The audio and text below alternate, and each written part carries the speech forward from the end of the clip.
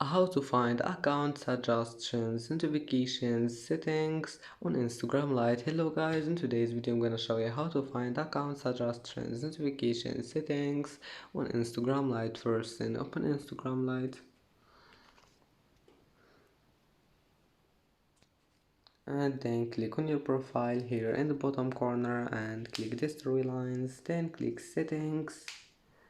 Now click this one, notifications, and then following and followers. Now just here you will find it account suggestions, and as you see here you can turn off or on account suggestions, notifications. And that's it for today's video. Don't forget like and don't forget subscribe, and thank you for watching this video until the end, and see you in the next video.